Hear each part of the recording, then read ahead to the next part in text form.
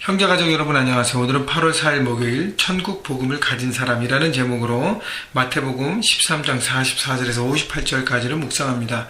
44절 천국은 마치 밭에 감추인 보화와 같으니 사람이 이를 발견한 후 숨겨두고 기뻐하며 돌아가서 자기의 소유를 다 팔아 그 밭을 사느니라. 자, 하나님의 나라 천국에 대한 비유 세 가지를 얘기하는데 첫 번째가 밭에 감추인 보화 같다 그랬습니다. 다시 얘기하면 천국 하나님의 나라는 육신의 눈으로 쉽게 볼 수 없다는 것입니다.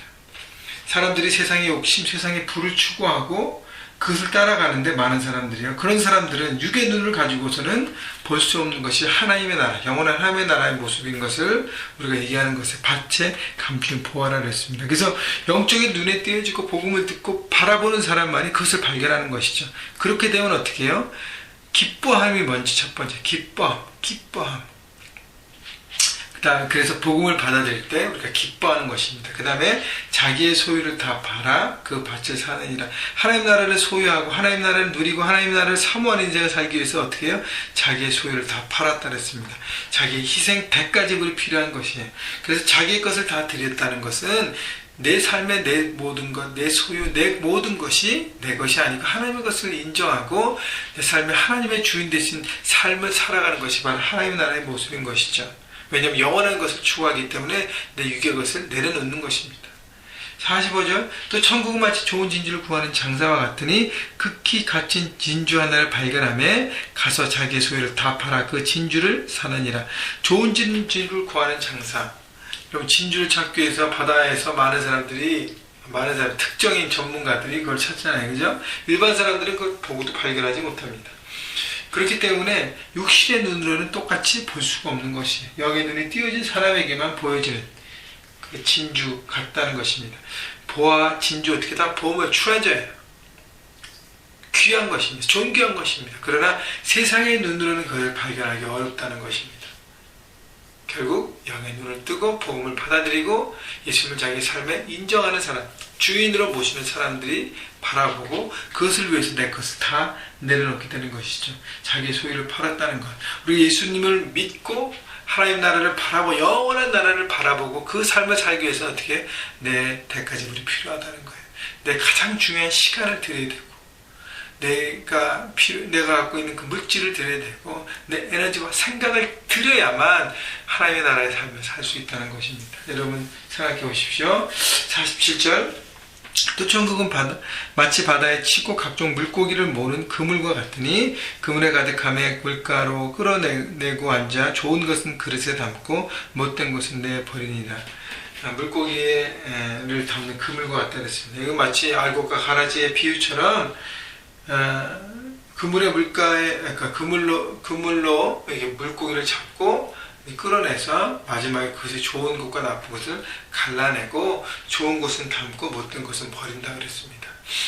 여러분, 그 천국은 하나님의 나라는 하나님의 나라의 심판을 얘기하고 있는데 우리가 이 세상에 어떤 삶을 살고 누구를 주인으로 모시고 어떻게 살아가는지를 바라보고 그 다음에 그 삶 가운데 그 카운트 하시는 하나님께서 못된 것과 악한 것과 그 다음에 좋은 것과 의로운 것을 갈라낸다는 것입니다. 그래서 여기 보세요. 그릇에 담고 좋은 것은 그릇에 담고 하나님 나라에 거하는 삶을 사는 것이고요. 못된 것은 어떻게 내버려지는 것. 여러분 지금은 웃을 수 있지만 지금은 육의 것을 가지고 떵떵거릴 수 있지만 결국은 마지막에 슬피 우는 인생이 되는 것이죠. 그래서 50절에 풀무 뿔에 던져 넣으리니 거기서 울며 이를 갈리라 라고 얘기했습니다. 슬퍼하는 인생.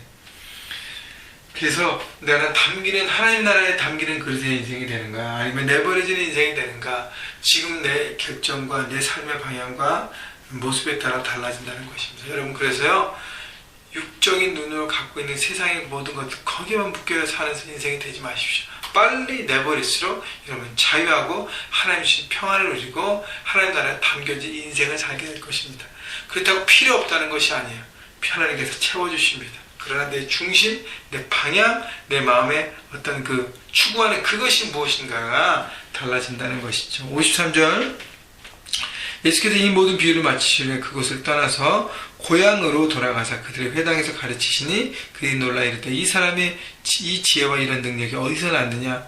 자, 예수님께서 나사렛 고향으로 가셨습니다. 근데 거기서 또 회당에 들어가 가르치셨어요. 예수님의 사역의 집중은요, 가르치심이에요. 가르치심. 늘 복음을 가르치고 하나님 나라를 선포하고 모든 사람들이 그것을 잘 들을 수 있도록 깨달을 수 있도록 놀라운 능력과 지혜로 가르치십니다. 그래서 이 고향 사람들이 이 사람의 지혜와 능력이 어디서 났느냐? 왜냐하면 같이 먹고 자고 어린 시절 유아기를 보냈고 또 어떤 사람들은 더 어른이 돼서 예수님의 어린 시절을 보았는데 그 사람이 와서 막 놀라운 지혜와 능력을 가르치니까 깜짝 놀란 것이죠. 근데 우리가 느껴야 될 것은 뭐냐면 예수님은 늘 가르치시고 복음을 나눴다는 것입니다. 여러분, 우리 삶 가운데 집중해야 될 부분이 복음을 나누는 것이에요. 복음을 나누는, 끝없이 끊임없이 내 삶의 현장에서 복음을 나누고 어디를 가나 복음을 나눠야 하는 것이죠. 여러분, 예수를 믿은 지 오래되면 오래될수록 복음을 나눌 수 있는 사람이 주변에 너무 없어요. 그죠? 다 예수 믿기 때문에. 그러나 그렇다고 포기하지 마십시오. 눈을 들고 바라보면 우리 주변에 그런 사람들이 있고, 특별히 또 예수님 예전에 만났는데 어떤 경우 어떤 일로 인해서 해병에 있는 많은 영혼들이 있잖아요. 또 그들을 붙잡고 가르치시는 것입니다.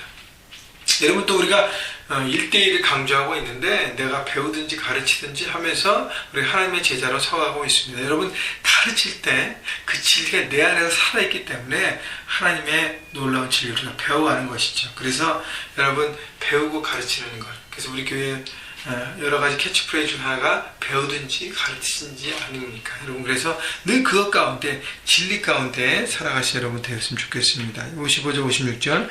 이는 그 목수의 아들이 아니냐? 그 어머니 마리아, 그 형제들은 야고보, 요셉, 시몬, 유다라 하지 않느냐? 그 누이들은 다 우리와 함께 있지 아니하냐? 그런즉 이 사람의 이 모든 것이 어디서 났느냐? 하고 예수를 배척한지라. 예수님을요, 육의 눈으로만 바라보고 받아들였다는 것입니다. 그러니까 받아들일 수가 없어요. 자신들의 잣대 기준으로만 바라보니까 인간 예수님으로 바라보니까 받아들일 수가 없습니다. 예수님은 하나님의 아들이고 메시아의 구원자이심을 우리가 받아들이는 것이, 결국 그래서 어떻게 예수님을 배척했어요. 밀어냈다는 것입니다. 아니야. 자기 기준으로 그분은 메시아가 아니지. 내가 그 사람을 아는데. 여러분, 그렇게 되면 안 된다는 것입니다. 여러분, 그래서 예수님을 우리가 영적인 눈으로 바라보고 그걸 내 삶의 주인으로, 구원자로 받아보셔야 되고요. 또 하나는 여러분, 사역자, 목회자들을 바라볼 때도 마찬가지로 생각해야 됩니다. 그 사람이 갖고 있는 어떤 세상의 학문, 세상의 경험, 어떤 세상의 어떤 그런 가치 밸류로 판단하면 안 돼요. 그분이 정말 하나님을 사랑하고 하나님의 복음을 듣고 하나님의 사명을 받고 그 자리에 섰다면 여러분, 그분 안에 있는 예수 그리스도를 바라보고 그분 안에 하나님을 바라보고 우리가 말씀을 듣고 순종하는 것입니다. 여러분, 인간적으로 보면 저나 우리 목회자들이나 잘나야 얼마나 잘났겠습니까? 배워야 얼마나 배웠겠습니까? 뛰어나야 얼마나 뛰어나겠습니까? 여러분, 평신도들 여러분들보다, 많은 성도들보다 부족한 분들이 더 많아요. 그러나 그 안에 계신 예수님께서 역사하시고 하나님께서 그를 세우시고 우리에게 리더를 세우시고 우리에게 복음을 나누는 사람으로 세우셨기 때문에 하나님을 믿는 믿음 가운데 순종하고 그 말씀을 기울이는 것이죠. 그래야만 하나님의 진리를 듣고 배우고 깨닫고 우리가 성장하게 되는 것입니다. 똑같은 원리인 것 같아요.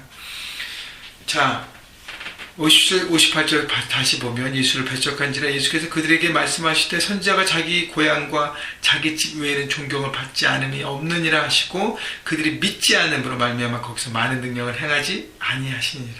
믿지 않기 때문에 많은 능력을 예수님이 행하지 않았다 그랬습니다. 여기서 믿음과 능력의 관계를 다시 한번 생각할 수 있습니다. 여러분, 믿지 않는 사람은, 예수님을 믿지 않는 사람은 예수님이 그 안에서 능력을 행하지 않습니다. 왜냐하면 믿지 않기 때문에 스포일됩니다. 여러분, 믿지도 않았는데 그냥 능력이 행해지고 채워지면 그 사람은 하나님과의 관계가 아무 관계가 없다는 것이죠. 여러분, 믿음을 보시고 예수님은 꼭 능력을 베풀어 주시고 그를 회복시켜 주십니다. 왜냐하면 육신적인 회복과 치유뿐 아니라 영적인 회복, 구원을 그들에게 경험하게 하는 것이 예수님의 목적이었기 때문인 것입니다. 여러분, 그래서요, 여러분 삶 가운데 예수님을 정말 믿고 세상의 기준과 생각이 아니라 하나님이시기 때문에, 하나님 내 안에 역사하시기 때문에 그렇게 하실 것을 내가 믿습니다라고 바라볼 때 하나님께서 우리 안에 역사하시고 그것을 우리가 바라보고 경험하게 되는 것입니다. 여러분, 내가 다 계산되는 것, 그걸 믿는 것은 믿음이 아닙니다.